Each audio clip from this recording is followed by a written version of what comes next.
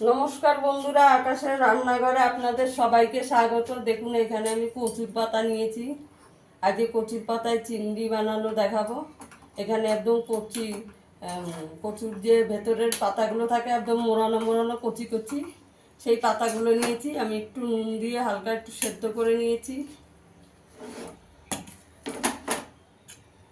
এখানে আমি সর্ষে নিয়েছি 1-2 চামচ, পোস্ত নিয়েছি, পোস্তটাকে একটু জলে ভিজিয়ে রেখেছি। এখানে নারকেল নিয়েছি, নারকেলটা বেটে নেব। এখানে চিংড়ি মাছ নিয়েছি, আপনারা পুরো রেসিপিটা দেখতে থাকুন। আমি 3 চামচ সর্ষের তেল দিয়ে দিয়েছি। এবার চিংড়ি মাছটাকে ভেজে নেব। চিংড়ি মাছটাকে একটু হালকা করে ভেজে নেব।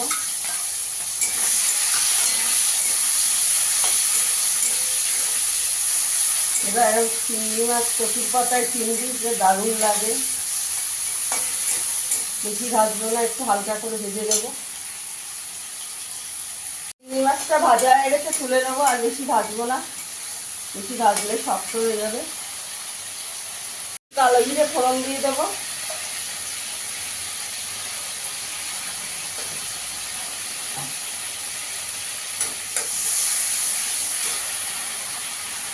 নারকেলটা বেটে রেখেছি, নারকেলটা দিয়ে দেবো আগে।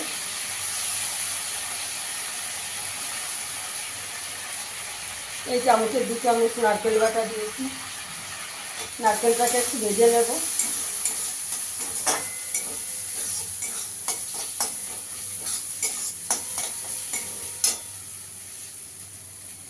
নারকেলটা ভালো করে ভাজা হয়ে গেছে। এবার কচুর পাতাটা দিয়ে দেবো।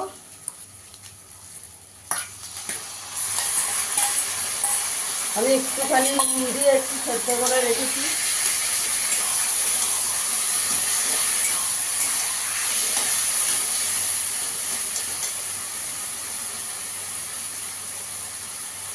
হলুদ দিয়ে দেবো।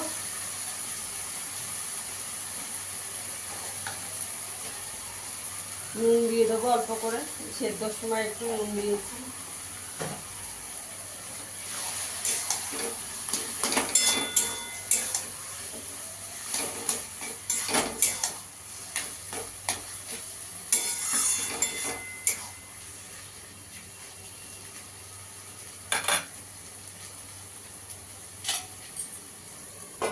একটু 5 মিনিট চাপা দিয়ে রাখবো, গ্যাসের আঁচটাকে কম করে। ঢাকাটা তুলে একটু নাড়া দিয়ে দেবো।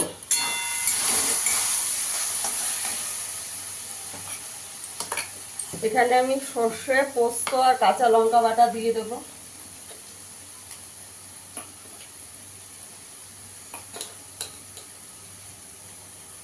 এই চামচের 2 চামচ দিয়েছি। চিংড়ি মাছটাও দিয়ে দেবো।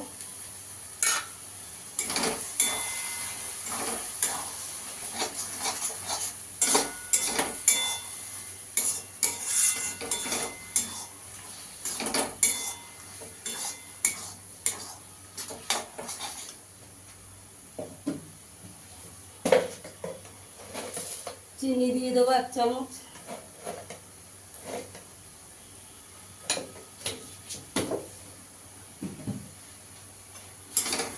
ভালো করে সব মিশিয়ে নেব।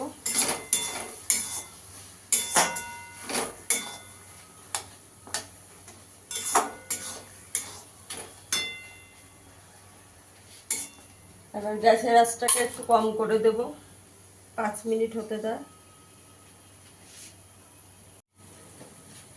এখানে আমি 4টে চেরা কাঁচা লঙ্কা দিয়ে দেবো। বন্ধুরা, আমার ভিডিওটা যদি ভালো লাগে লাইক করবেন, শেয়ার করবেন, চ্যানেলটিকে সাবস্ক্রাইব করে দেবেন।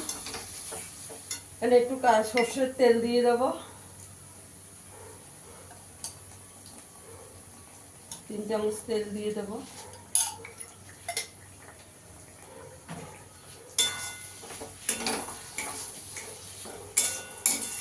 আমার কচুর পাতায় চিংড়িটা বন্ধুরা হয়ে গেছে।